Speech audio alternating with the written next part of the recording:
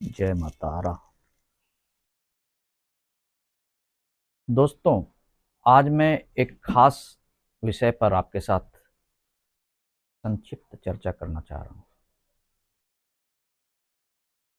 लोगों में नकारात्मक शक्तियों के बारे में बहुत तरह की भ्रांतियां हैं। कुछ लोगों को, जिन्हें व्यक्तिगत आभास किसी तरह की अदृश्य या नकारात्मक शक्ति की नहीं हुई है, वो इन शक्तियों पर तो भरोसा ही नहीं करते। और कुछ लोग बहुत ज़्यादा ही अंधविश्वास के साथ नकारात्मक शक्तियों पर भरोसा करते हैं, और कुछ पूरी जानकारी नहीं रहने के कारण आधी अधूरी जानकारी रखते हैं।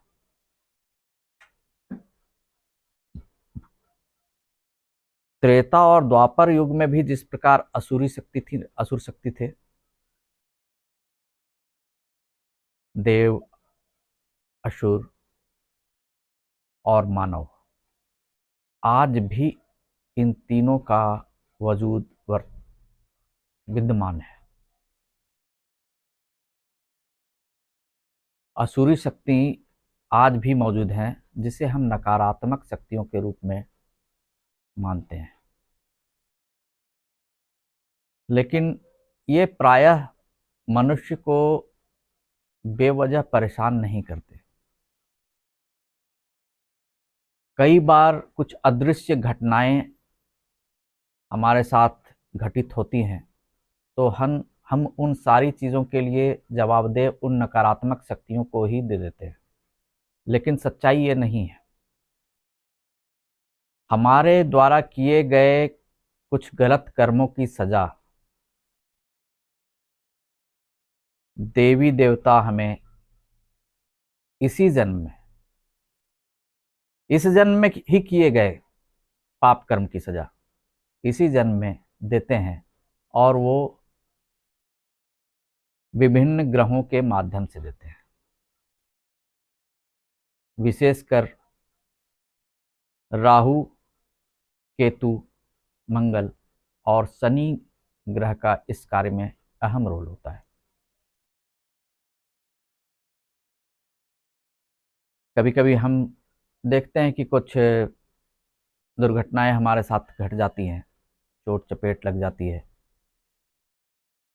और अचानक होता है। ऐसे तो कोई भी घटना अचानक ही होती है, तो प्रायः उसमें शनिदेव या राहु का योगदान होता है।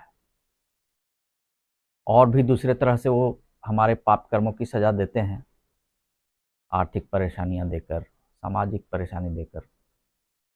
ये सब चलता रहता है। लेकिन एक खास चीज़ जो मैं आज आपको बताना चाह रहा हूँ